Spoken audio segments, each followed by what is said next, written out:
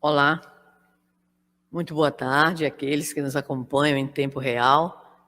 Gostaríamos de registrar, logo de início, o nosso agradecimento à Federação Espírita do Paraná, porque nos convida para mais uma vez estar participando desta feita na 23ª Conferência Estadual Espírita, que ocorre de modo virtual. Mas nem por isso menos emocionante, nem por isso nós não poderemos de forma alguma dizer que não estamos emocionados, felizes, com o coração vibrante. Sim, estamos.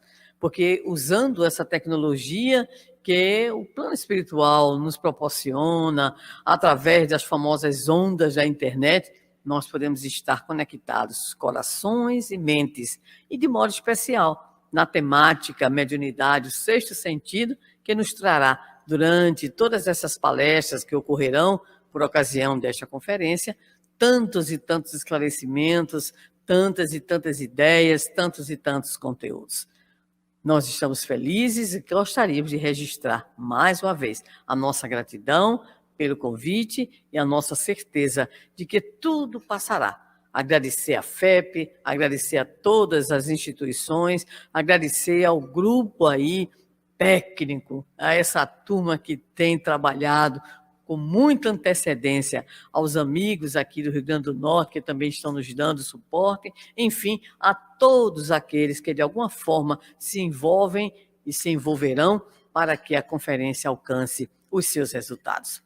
Como dissemos, a escolha da temática ela é muito oportuna, não apenas porque estamos comemorando 160 anos de lançamento desta obra extraordinária, a segunda dentro da chamada codificação kardeciana, a saber, o Livro dos Médiuns, mas principalmente porque nunca foi tão necessária ao homem a certeza da imortalidade da alma. No momento da história da humanidade em que vivenciamos a pandemia e que vivenciamos, além da pandemia, sob o ponto de vista do coronavírus e seus desdobramentos nas formas das mais variadas doenças, nós temos também a pandemia moral, nós encontramos aquelas situações tão tristes, tão escabrosas, que revelam ainda a nossa condição real de mundo de provas e expiações. Mas é nesse momento especial que nós necessitamos, precisamos muito desta certeza da imortalidade, porque é um momento de doença para muitos, é um momento de luto também para milhares e milhares de pessoas no mundo inteiro e na nossa terra brasileira também. Então, que este evento, que estes estudos possam nos falar da grandeza de Deus, da certeza da imortalidade da alma e da nossa condição de espíritos em processo de transição na busca da nossa própria redenção humana. O Livro dos Médiuns é um livro divisor de águas no estudo do fenômeno chamado fenômeno mediúnico, considerando que o homem, desde que existe na Terra, ele está em contato com aqueles que viveram, ou seja, com os chamados mortos. Então, o fenômeno mediúnico é de todos os tempos, de todas as culturas, de todos os lugares. Mas não podemos imaginar um povo sem o culto dos seus ancestrais, um povo sem os seus iniciados, um povo onde não tem existido, de alguma forma, o contato com os chamados, os ditos mortos. Então, nós temos essa certeza, e essa certeza vai nos trazendo ao coração refrigério, coragem de enfrentamento. Mas nem sempre foi assim. Nós vamos encontrar ao longo da história e teremos oportunidade, na nossa próxima participação nesta mesma conferência, de abordar alguns aspectos referentes a como se viu e como se analisava a questão do fenômeno mediúnico com algumas abordagens consideradas principais. Então, nós não vamos ter uma ingenuidade de acreditar que essa forma pela qual nós, por exemplo, espíritas, encaramos a mediunidade, que isso seja um consenso, nem na atualidade, quanto mais com muito tempo atrás. Mas o que vai acontecer é que o fenômeno aí está. O fenômeno sempre esteve e o fenômeno também sempre estará conosco. Mas as posturas pessoais, as avaliações de grupos e até mesmo de instituições, tudo isso vai variar de conformidade com o tempo e com a própria condição evolutiva, não apenas de pessoas, mas também do próprio grupo histórico no qual se processam esses fenômenos. Vamos tomar, dentro de um recorte, a própria reação do professor Hipólito Leon Denis Arrivaio, que todos conhecemos como Allan Kardec, o nosso codificador. Quando o senhor Carlotti lhe falou acerca do fenômeno das chamadas mesas girantes, falantes ou dançantes, ele olhou para o senhor Carlotti, percebeu todo aquele ímpeto, aquele entusiasmo latino que o senhor Carlotti tinha e considerou que, enquanto não fosse provado que uma mesa tinha cérebro, tinha nervos, ele, então, não consideraria esses relatos mais do que histórias, né? Conto de fadas, enfim, certas invencionices. Foi preciso que um outro companheiro, desta feita, o senhor Fortier, cidadão, igualmente a ele, estudioso do magnetismo, lhe falasse com mais seriedade do chamado fenômeno das mesas girantes, dançantes ou falantes, que, em determinado momento, esse fenômeno se tornará o fenômeno de atração dos saraus, dos encontros festivos na Paris da época do professor Hipólito Leon Denis Arrivaio. Mas quando ele, então, agora, com um outro tipo de convite, uma outra personalidade que eu convidava, o senhor Fortier, e com os primeiros contatos com o fenômeno das mesas e outros, ele, então, percebe que está diante de um fato muito diferente do que seria uma invencionice, uma crendice, enfim, qualquer coisa que se ligasse muito mais ao maravilhoso, ao sobrenatural, à fantasia. Ele, de fato, se debruça de modo objetivo, positivo, científico, racional, sobre aquele fenômeno para conseguir chegar à constatação de que se aqueles fenômenos eram fenômenos que produziam efeito inteligente, a causa, obviamente, também deveria ser uma causa inteligente. O Livro dos Médiuns constitui exatamente o resultado de todo esse processo de estudo, de investigação, de dedicação, de verdadeiro devotamento do codificador ao estudo do fenômeno mediúnico. E o resultado disso tudo é exatamente o Livro dos Médiuns, o divisor, vamos dizer assim, de águas quanto ao tratamento do fenômeno mediúnico, com destaque especial para aquilo que se encontra na folha de rosto. Espiritismo, então, experimental. E lá está, no título, o Livro dos Médiuns, ou Guia dos Médiuns e dos Evocadores. Ainda se encontra na mesma folha de rosto. Ensino especial dos espíritos sobre a teoria de todos os gêneros de manifestações, os meios de comunicação com o mundo invisível, o desenvolvimento da mediunidade, as dificuldades e os tropeços que se podem encontrar na prática do espiritismo. E, só para fechar, nos diz Kardec, constituindo segmento do Livro dos Espíritos. Então, esta obra é obra fundamental, e não apenas, claro, para os médiuns, para os evocadores, mas para todos nós que nos debruçamos em torno do pensamento espírita. Então, dentro destas possibilidades que o Livro dos Médiuns nos apresenta, nós, de modo especial, fizemos um recorte e propusemos à coordenação deste evento abordar a temática Grandes Vidas, Grandes Médiuns. Qual o nosso objetivo? O nosso objetivo é ilustrar, com 3 grandes exemplos, o item 197 do capítulo 16 da parte 2ª da obra O Livro dos Médiuns. E que trata dos chamados bons médiuns. Mas para que nós possamos, de modo mais específico, entender o que seria exatamente um bom médium, vamos então antes ler um pouco, compreender um pouco o que o item anterior nos apresenta, ou seja, o item 196. com a delicadeza que lhe é peculiar, Kardec vai intitular de médiuns imperfeitos. Ele busca, então, nos trazer aqueles comportamentos que não ajudariam, de fato, a uma postura de um médium como um médium bom. Médio bom, no sentido de um médio afinizado com a tarefa e com as características que procuraremos descrever um pouquinho mais adiante. Lembrando que para Kardec, conforme está lá em O Evangelho segundo o Espiritismo, no capítulo 26, item 10, a mediunidade é coisa santa, que deve ser praticada santamente, religiosamente. E aí?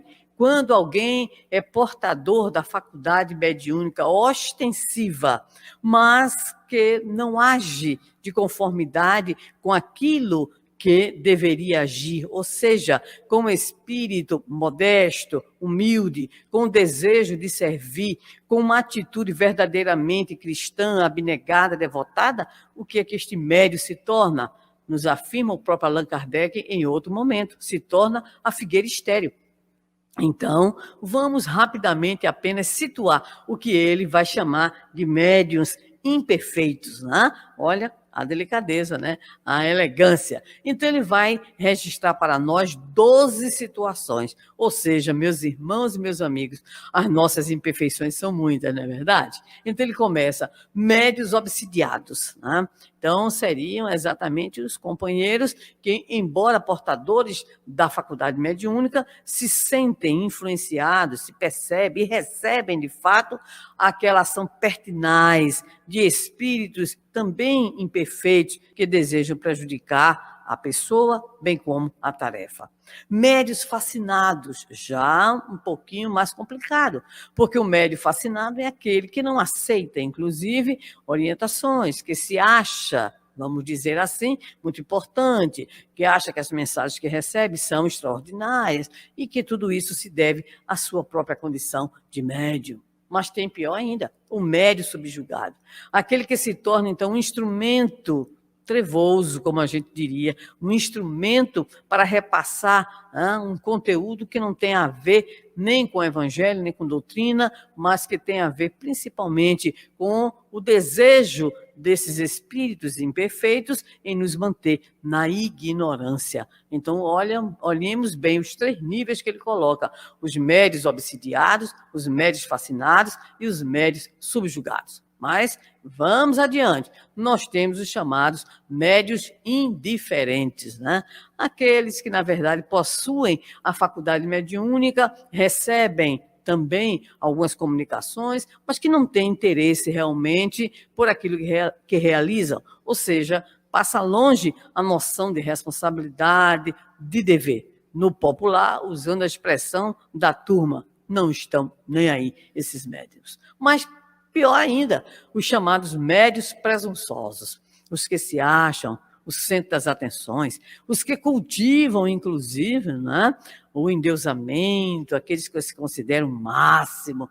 E aí nós temos também, como priminhos desses, os chamados médios orgulhosos, aqueles que acham que as mensagens que recebem são para os outros, nunca para eles. Os médios chamados suscetíveis, cheios de melindres, e nesse sentido, o espírito Erasto, que é muito firme, muito forte, ele afirma que esses daí vão se pavonear em outro lugar, ou seja, aqueles médios que querem ser o centro das atenções, sempre bajulados, o que é um grande perigo. Mas, se a gente acha que a lista está complicada, vem pior. Os chamados médios mercenários, ou seja, aqueles que obtêm, inclusive, recursos financeiros, vantagens materiais. E nós sabemos que essa situação não é de ontem, né? Mas ainda hoje presente, não apenas aqui no nosso Brasil, mas em muitos lugares do mundo inteiro, ok? Mas vai Kardec, médios ambiciosos, aqueles que estão sempre à procura do destaque, do aproveitamento das próprias faculdades que possuem e, obviamente, buscando o quê? Poder, buscando o bajulamento, buscando aquelas atitudes que lhe tragam as honrarias e que lhe satisfaçam principalmente o próprio ego doentio. Os médiuns de má fé, aqueles que, quando muitas vezes a faculdade mediúnica ali não está, então a criatura finge, a criatura inventa. Isso é muito mais complicado, muito mais cruel. E, finalmente, nós temos os chamados médios egoístas, ou seja, é tudo para eles, e os médios invejosos, aqueles que não admitem a existência de outros médios também capazes de exercerem a chamada faculdade mediúnica. Então, o que é que nós poderíamos dizer?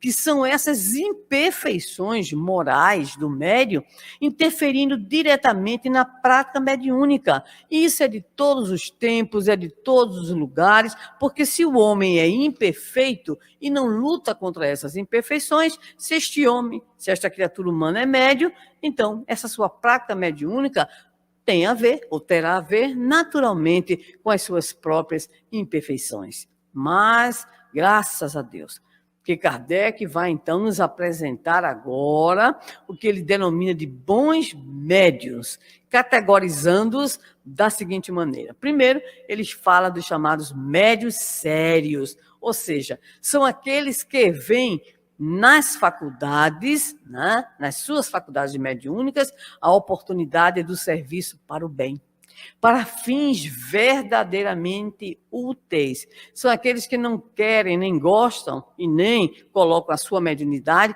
para servir nem a curiosidade, nem a satisfazer, por exemplo, necessidades de pessoas amigas, nem pessoas indiferentes, nem pessoas fúteis. Então, os médiuns que atuam na prática mediúnica com seriedade é um bom médium. Kardec nos fala ainda dos chamados médiuns modestos, aqueles que não fazem propaganda das suas próprias faculdades e que, prestemos atenção, não se julgam ao abrigo das chamadas manifestações de influências espirituais e estão sempre preocupados com a sua prática. Chegam, inclusive, a solicitar opiniões desinteressadas. Por quê? Porque se consideram passíveis de problemas, de influências. Então, são médios e não são orgulhosos, não são pretensiosos, não são vaidosos e que são capazes, inclusive, de ouvir e procuram, inclusive, a opinião de pessoas abalizadas. Kardec nos apresenta ainda os chamados médiuns devotados. Quem são esses? São aqueles que compreendem a mediunidade como um dever, um dom, mas também um dever. E por isso chegam a sacrificar seus próprios gostos, suas próprias horas, sua energia, seus hábitos, seu tempo, seus interesses materiais no desenvolvimento da chamada prática mediúnica. E, finalmente, nos diz Allan Kardec, no item 197, os bons médiuns. Ele vai nos falar dos chamados médiuns seguros. Esses médiuns seguros, eles, além de possuírem uma certa facilidade no desenvolvimento da sua prática mediúnica, são considerados médiuns de grande confiança espiritual e moral, pelo seu caráter, pela elevada natureza dos espíritos que os assistem e, consequentemente, estão menos expostos a serem o quê? A serem iludidos ou então ludibriados. Bem, nesse mesmo item, nós vamos encontrar duas mensagens que são muito curiosas. Uma do espírito Erasto e outra do espírito Sócrates. Ora, esses espíritos, eles vão complementar, porque em relação, por exemplo, aos médiuns imperfeitos, nós vimos que eram 12 itens, e de repente aqui nós temos nos bons médiuns 4 categorias, médiuns sérios, modestos, devotados e seguros. Mas Erasto vem com a sua verve sempre muito enérgica, ele vem nos dizer que esse tipo de escrita, ou seja, a apresentação dessas categorias, isso poderia trazer, claro, contrariedade e, ele diz, até animosidade por parte de alguns médiuns. Mas ele faz a pergunta, o que é que isso importa? Se o médium, ele se chateia, ele se importuna, ele leva a mal, é isso que ele nos diz, essas reflexões, então não é de forma alguma um médium assistido pelos bons espíritos. E ele conclui dizendo: os maus médiuns, ou seja, os médiuns imperfeitos, eles arcarão com as consequências das suas opções e das suas atitudes. Aprenderão às suas próprias custas, né, que Deus, quando outorgou essa faculdade ostensiva, ele espera que cada um de nós busque, através dessa prática mediúnica, o chamado adiantamento moral. E na segunda mensagem, o espírito Sócrates vai ressaltar que este quadro é um quadro importante. Por quê? Ele nos diz: porque todos estamos expostos, todos os médios estão expostos aos chamados escolhos da mediunidade, as perturbações, né, as obsessões, né, mas principalmente as suas próprias imperfeições. Então ele vai nos dizer: todos os que se ocupam, então, com as manifestações espíritas, mediúnicas, devem ter esse quadro à vista, considerando que este quadro ele complementa o famoso quadro da chamada escala espírita, né? Então, as nossas imperfeições, elas, pelo fato de sermos médios, elas não sumirão, elas não desaparecerão, elas acompanharão, isto sim, a nossa própria, né, vivência, a nossa própria prática. Alguém poderia indagar: então está muito complicada a prática mediúnica, porque se somos imperfeitos, sim, mas nós somos também aqueles que buscamos, conforme o Evangelho, segundo o Espiritismo nos revela, o esforço, que é o que caracteriza o verdadeiro espírita. O esforço, a vigilância constante, aquela atitude que devemos ter de sempre buscarmos o autoconhecimento, a avaliação, o encontro com o estudo permanente, a oração, a meditação, a prática dos bons pensamentos, dos bons sentimentos.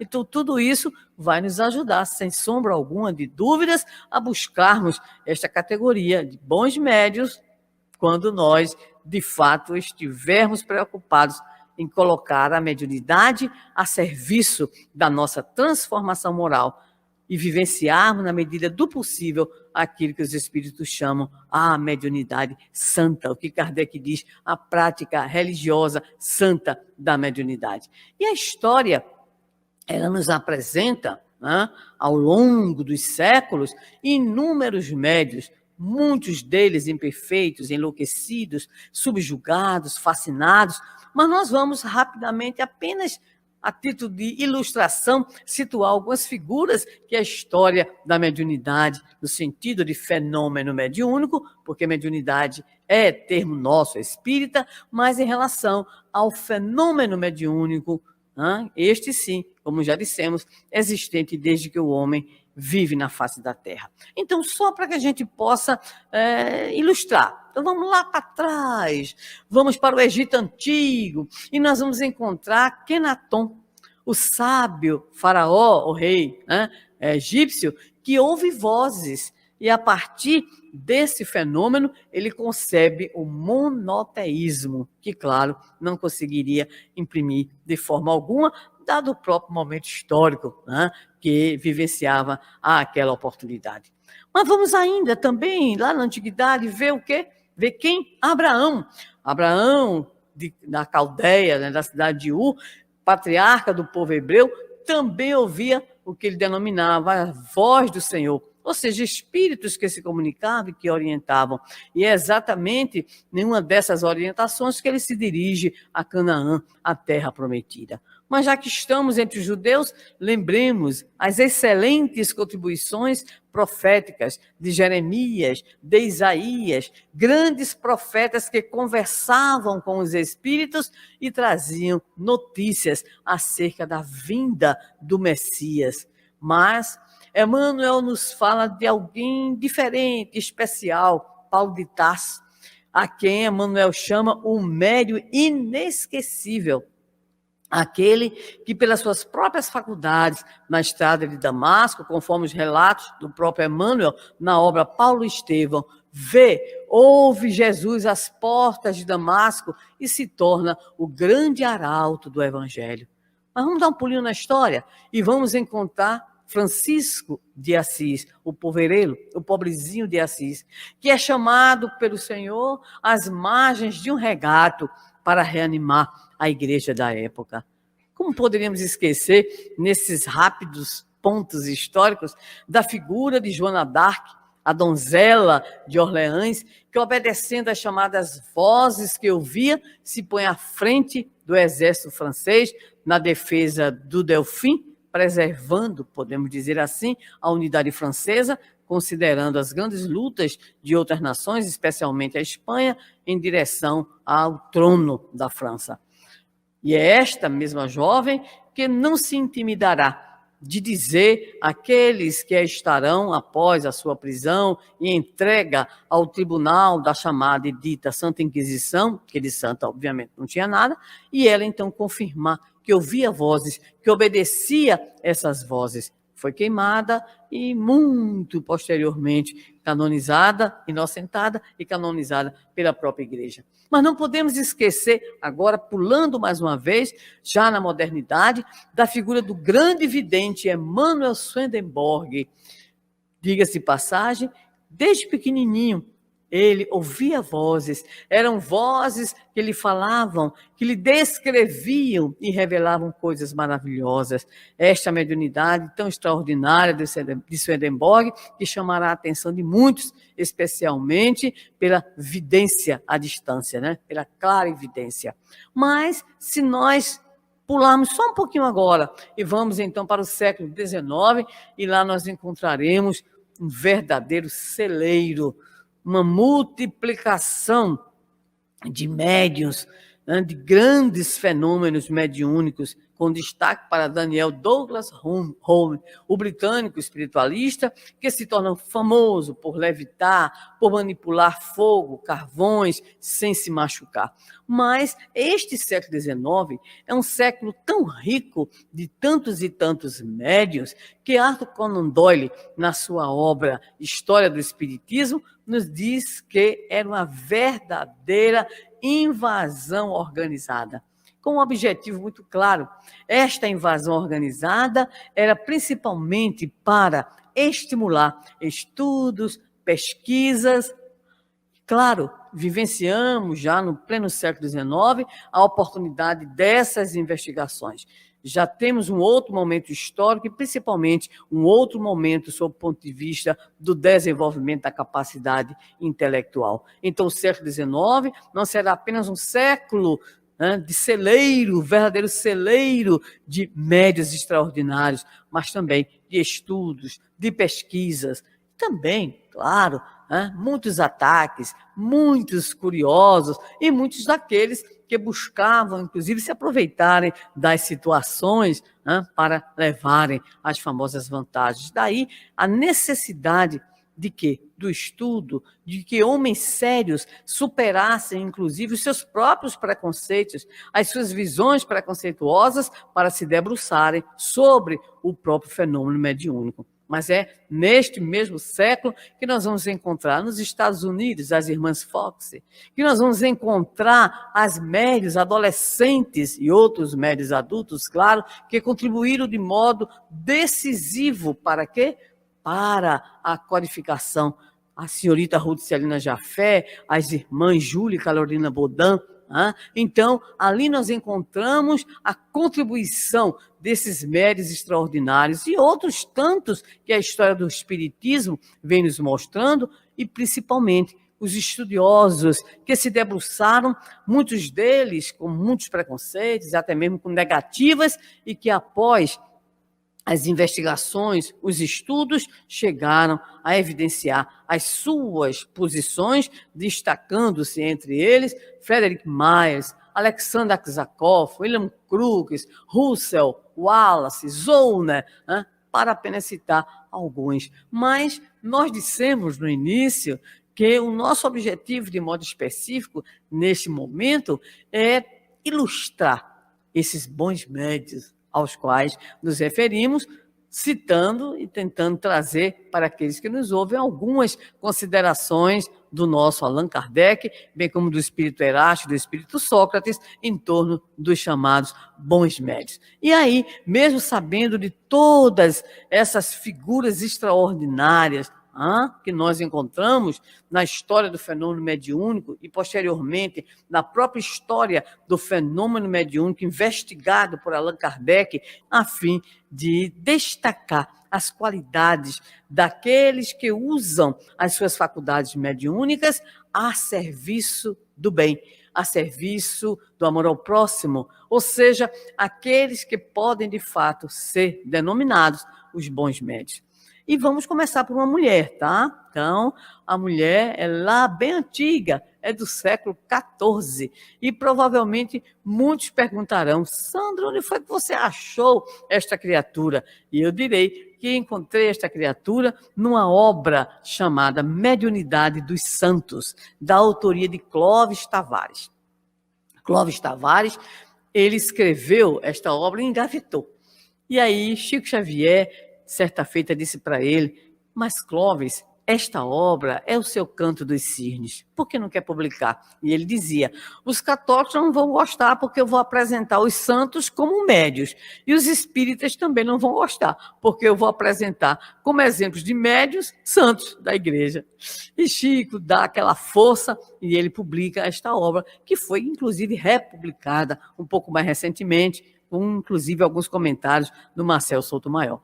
É um livro extraordinário. E neste livro eu descobri uma criatura que me apaixonei por ela, porque é uma alma interessantíssima. É uma alma extraordinária. O nome dela, Santa Brígida, nascida na Suécia, em dezembro de 1303, comecinho do século XIV. E a vida dela já começa com algo muito interessante. 2 sacerdotes recebem visões e revelações sobre o seu nascimento. Vozes diziam a esses sacerdotes que naquela noite de dezembro estava ali nascendo alguém cuja voz portentosa seria ouvida no mundo inteiro. Pois é, esta criatura que seria posteriormente denominada pela Igreja Católica de Santa Brígida. E vamos lá, Brígida, ela tem a sua primeira visão aos 7 anos de idade. Nesta visão, ela recebe como que a presença de um vulto feminino todo nimbado de luz e uma espécie de uma pequena coroa é colocada em sua cabeça. Mas, sem dúvida nenhuma, um momento muito emocionante é da quase adolescente, né?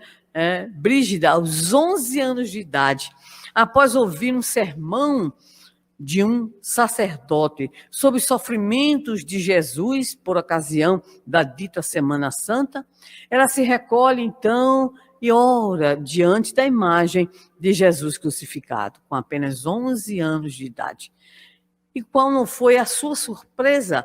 Porque aquela imagem ali estava, ela vai se transformando, ela vai então aumentando e ela então se vê diante simplesmente do Senhor. E diante do Senhor, ela faz a pergunta cheia de amorosidade e de ingenuidade: meu Senhor, quem lhe fez isso? Como é que o Senhor está? Ela vê as marcas do processo da crucificação. E ela ouve o Senhor dizendo que quem fez aquilo com ele eram todos aqueles que o esqueceram e que não aceitavam o seu amor. Olha só, que revelação extraordinária. Todos aqueles que o esqueceram e todos aqueles que desprezavam o seu amor. Mas, dentro das tradições e necessidades da época, aos 14 anos de idade, esta figura, ela então casa-se com Uf. E deste casamento virão simplesmente 8 filhos, 8 filhos, 4 homens, 4 mulheres. Mas acontece que ela, com toda a sua amorosidade, consegue ir sensibilizando o seu marido. sensibiliza-o ao ponto de decidirem ambos seguir a vida religiosa a posteriori, embora a desencarnação de Ulf se dê antes que ele atingisse de fato a essa oportunidade, né? Ou a essa experiência nova. E o que é que nós poderíamos dizer acerca dessa criatura, agora sob o ponto de vista das suas faculdades mediúnicas? O Clóvis Tavares nos traz algumas reflexões e vai nos apresentar não apenas alguns traços biográficos de Santa Brígida, não apenas vai nos localizá-la como alguém que costumava fazer o bem, costumava ajudar os necessitados, como a fundadora, inclusive, de um hospital no qual passou 4 anos a serviço dos doentes e dos enfermos. Ele, então, vai nos apresentar algumas das possibilidades mediúnicas extraordinárias da chamada Santa Brígida. Ele vai nos informar, primeiramente, que ela é uma médium clarividente. Havia algo muito interessante na vida dela. Ela ia assistir às missas e nessas missas ela via e conversava com espíritos tais como Maria, João Evangelista, João Batista. Imagine, Santa Inês, da qual ela se torna, inclusive, muito amiga, próprio São Francisco. E todos esses espíritos lhe aconselhavam a se manter firme, a se manter forte diante das tarefas que ela, então, possuía. Ela é uma médium tão extraordinária que recebeu o nome Correio a serviço do grande Senhor. Vamos ver daqui a pouquinho por que ela recebeu essa alcunha de ser o chamado Correio de Deus. Então, ela tem inúmeros casos de clarividência. Essa clarividência é muito interessante porque, por exemplo, ela, quando em determinado momento da sua vida, ela se muda, está em Roma e vai viver na casa de uma senhora, que era uma admiradora dela e protetora, ela então, quando entra naquele ambiente, ela olha para a sua hospedeira e diz: o que foi que aconteceu? Ela teve aquela premonição também de que naquele lugar, porque ela via, reconhecia todo aquele lugar, então ela vai dizer: é aqui que eu vou morrer, inclusive. Então ela tinha essas possibilidades mediúnicas aliadas também à chamada clareaudiência, porque ela não apenas via, mas ela conversava, ela conversava com esses espíritos.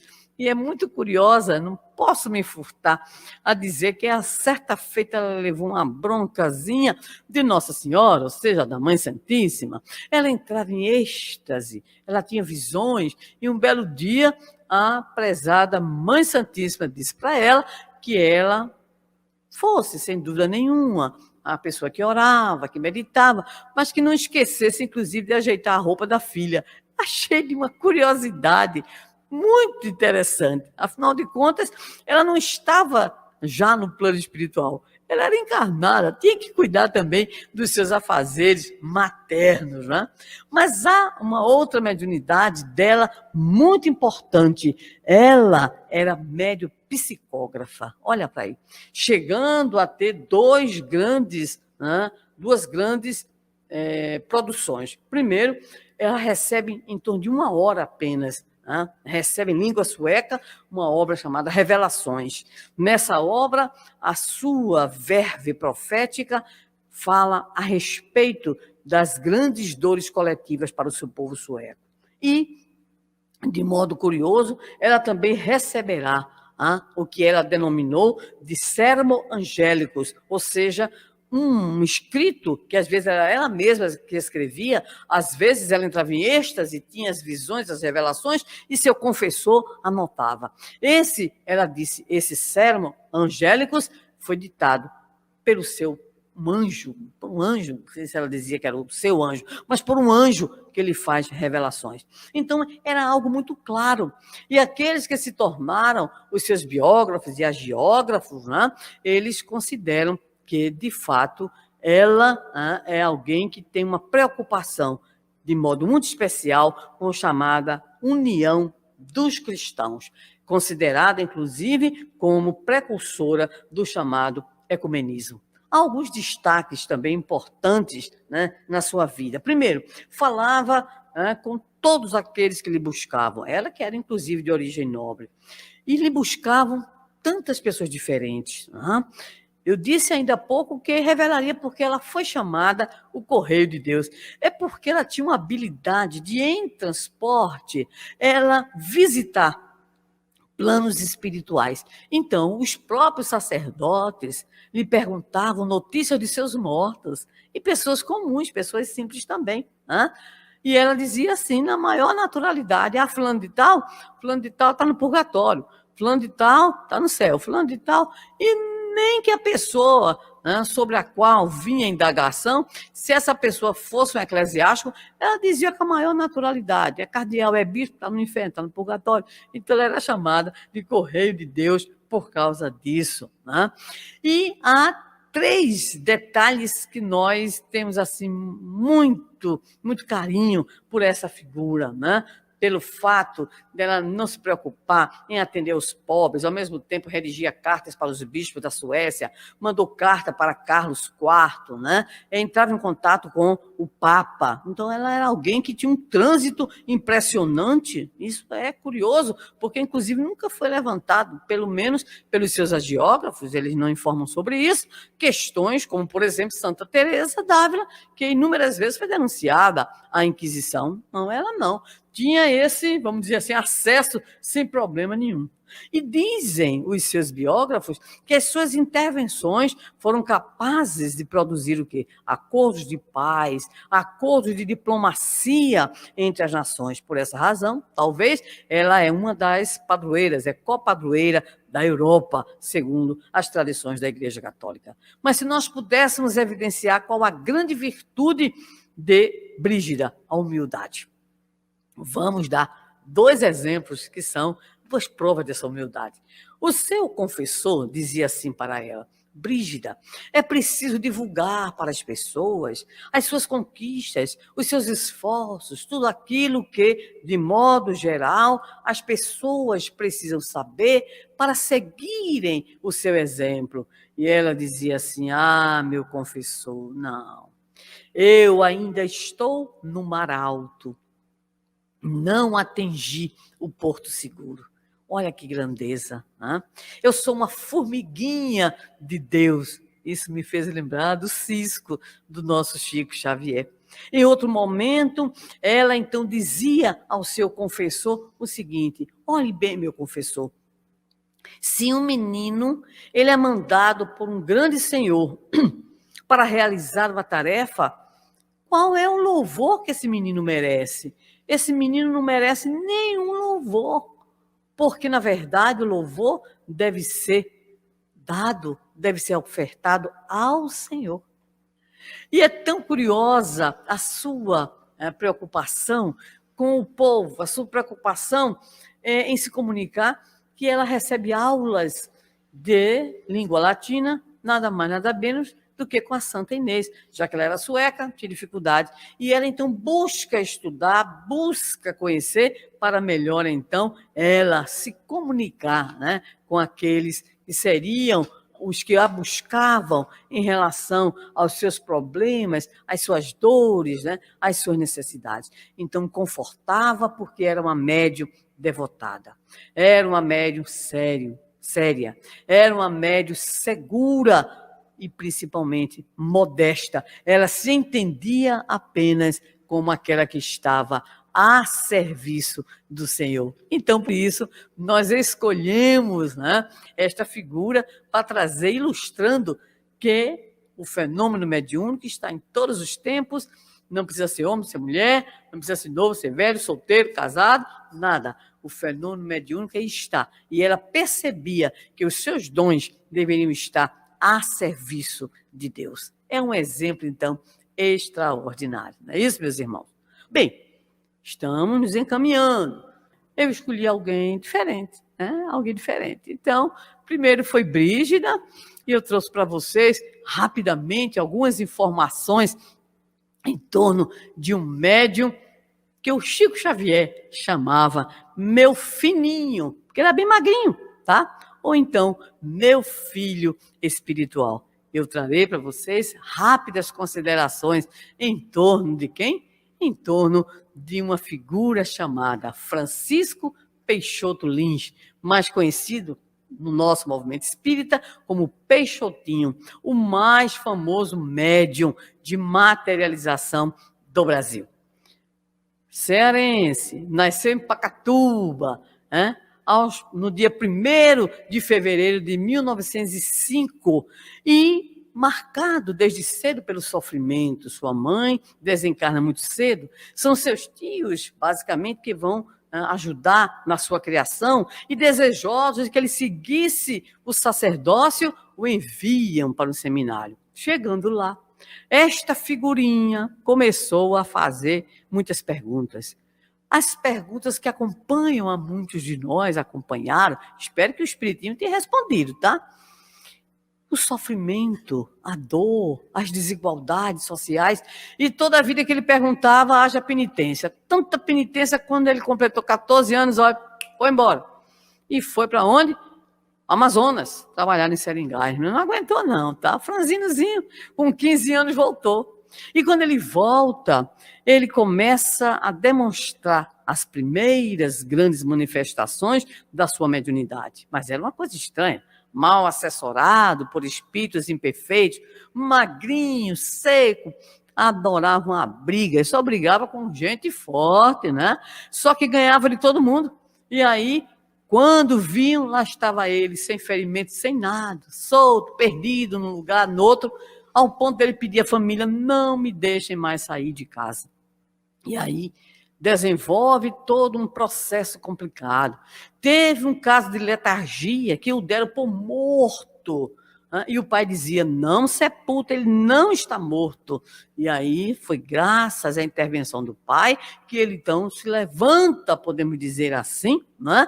Criando aquele verdadeiro alvoroço, e a notícia correu tanto que Viana de Carvalho, a esta altura, um vizinho espírita, tentou ajudá-lo e o levou, e ele passou um bom tempo sob a assistência do prezado Viana de Carvalho.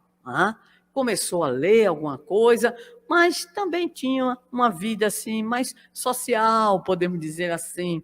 Gostava das saídas, das bebericagens e assim por diante. Mas a vida vai lhe reservar muitas surpresas. Primeiro, conseguiu servir o exército, porque tinha um primo irmão chamado Peixotão que interferiu ali e ele terminou indo para a carreira militar, passou então longo tempo, chegou a se aposentar como capitão do exército, tendo servido em diversas frentes. Mas Deus colocou na década de 30 um anjo em sua vida, Dona Benedita Vieira Fernandes, que era chamada Dona Baby. Com ela, ele teve 9 filhos, um menino e 8 filhas. Nossa, mãe do céu, 8 filhas. A Dona Baby, vamos parar um pouquinho para falar sobre ela, tá? Era um verdadeiro baluarte na vida do Peixotinho, sempre ao lado dele, apoiando. Mãe exemplar que educou sob a égide da doutrina espírita e os valores do evangelho. A família, minha gente, visitava asilos, penitenciárias, orfanatos, e há uma atitude de Dona Baby que me chamou a atenção através de um depoimento de uma filha sua. Ela combatia no lar as falas negativas, lá não se falava da vida alheia, e tinha um quadro, então quando a pessoa começava ali a querer falar, dizer o que não era legal, ela mostrava o quadro, e eu vou dizer para vocês o que é que o quadro dizia. Jesus é o chefe desse lar. Olha bem. Jesus é o chefe desse lar. Hóspede invisível em cada refeição. Ouvinte silencioso em cada conversação. Que mulher sábia. Chamava os filhos, as filhas especialmente, para orar pelos necessitados, né? Era conhecida em todo local onde foi residir, pelo seu contato com o povo, pela atitude de laborterapia, de ouvir, adorava ouvir as pessoas do sofrimento, tratava todos igualmente, né? E quando um dia ela leu Boa Nova, psicografia de Chico Xavier, Espírito Irmão X, ela disse assim: este livro é Jesus vivo. Chamou Peixotinho e disse: leia. Peixotinho já vinha no estudo dos romances da codificação. Agora, o que eu mais gostei de Dona Baby não foi só isso, não. Foi quando a turma, né? A turma do incenso, a turma que começava a elogiar muito Peixotinho pelas suas qualidades mediúnicas, ela dizia assim, simplesmente: ele é um espírito faltoso em resgate. Pronto.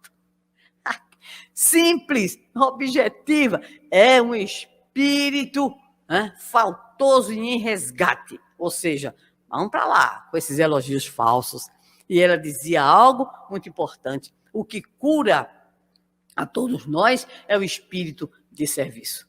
Peixotinho fundou diversas casas espíritas, né?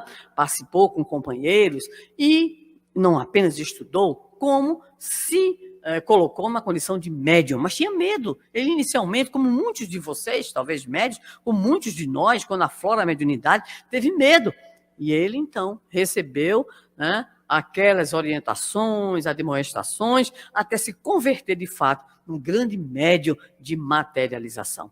A sua filha, primeira filha, Araci, desencarnou com menos de 2 anos. E aí ele teve que suportar determinadas situações, como, por exemplo, enquanto ele era médio receitista e ajudava inúmeras, dezenas, centenas de pessoas, os espíritos disseram: mande Araci para o médico. E simplesmente Araci desencarna. Mas mais tarde se converteria em um espírito protetor seu, o auxiliando nas inúmeras atividades, nas inúmeras obras. Ele se encontra com Chico Xavier em 1948, começa uma grande amizade e ele participa também, então, de reuniões de materialização ali com o próprio Chico. Materializações luminosas. O espírito Clarencio, o espírito Emmanuel, Sheila era habitué, né, das reuniões. E alguém pode imaginar, mas para que esse tipo de manifestação, esse tipo de mediunidade? Prestemos atenção. Todas essas atividades desenvolvidas pelo Peixotinho nessas reuniões tinham como objetivo o atendimento aos enfermos e aos obsidiados. Prestemos atenção. Não para espetáculo, de forma alguma. Não para que ele fosse incensado pelos adoradores de médiuns, mas para servir. O espírito de serviço de Peixotinho e de Dona Baby era tão extraordinário que muitas pessoas que procuravam, quer seja em Macaé, posteriormente em Campos, né, de Goitacazes, então eles levavam para casa. As pessoas não tinham de dormir. Muitas vezes as tarefas, as reuniões iam até meia-noite, 1 hora, e eles não tinham para onde ir. Então, nos revelam algumas das filhas de Peixotinho que muitas e muitas vezes os pais levavam essas pessoas para as suas casas, tiravam as crianças e diziam assim: vamos dormir ali. E aí juntavam 2 crianças num colchão só e ali dormia. A sua filha Alcione, também a sua filha Nina, dizem que muitas vezes ficavam pessoas na casa, no lar, né, dos Peixoto, que eles sabiam nem quem era.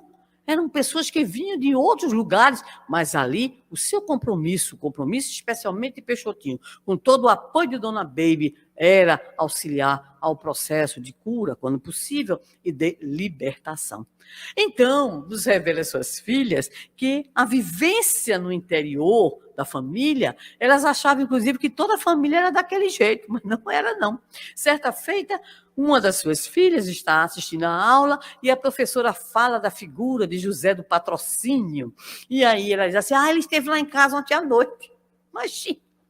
E diz que vai reencarnar aqui em Campos. Aí aquela confusão, chama, né, a direção da escola, e assim por diante. Eles sofreram, não apenas o Peixotinho Baby, mas inclusive seus filhos também, alguns preconceitos, algumas atitudes inconvenientes. Então, as suas filhas dizem, era tão natural a prática do evangelho, a vivência da caridade, do amor ao próximo, a oração pelos necessitados, né? Então, nós poderemos dizer: isso é mediunidade vivida, então, santamente. Santamente, como nos recomendou Allan Kardec. Bem, que mediunidades ele possuía? A mais ostensiva é exatamente a possibilidade da materialização, inclusive com materializações luminosas, nas chamadas sessões de cura. As sessões de materialização eram sérias e tinham, como dissemos, como objetivo o tratamento de enfermos.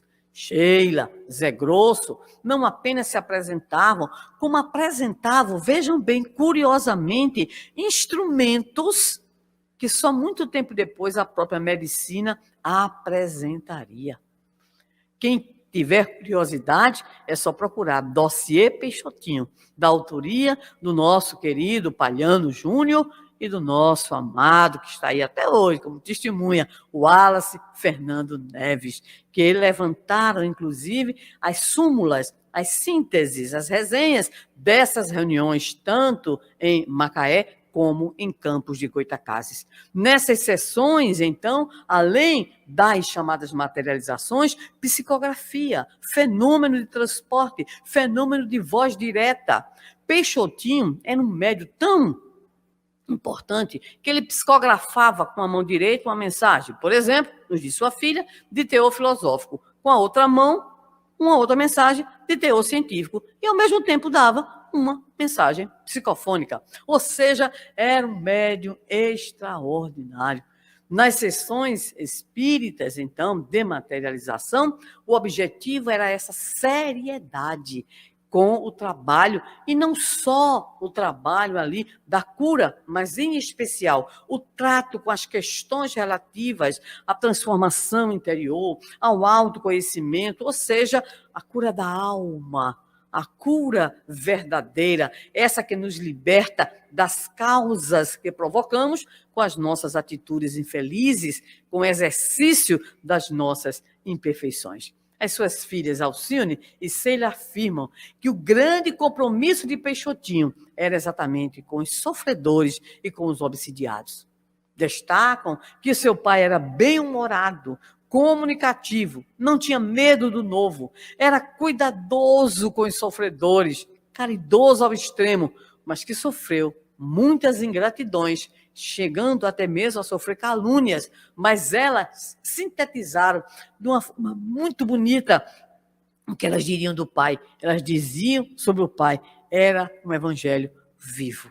Ora, meus queridos amigos e estimados irmãos, grandes vidas, grandes médios, aqueles que de fato procuraram usar os dons a serviço de Deus e a serviço do próximo. Aqueles que buscaram nesse exercício se encontrar primeiramente, porque uma das características de Peixotinho, assim como do Curadares, era a permanente preocupação com o autoconhecimento, saber se estava fazendo certo, se aquelas dádivas, se aqueles dons estavam de fato sendo utilizados.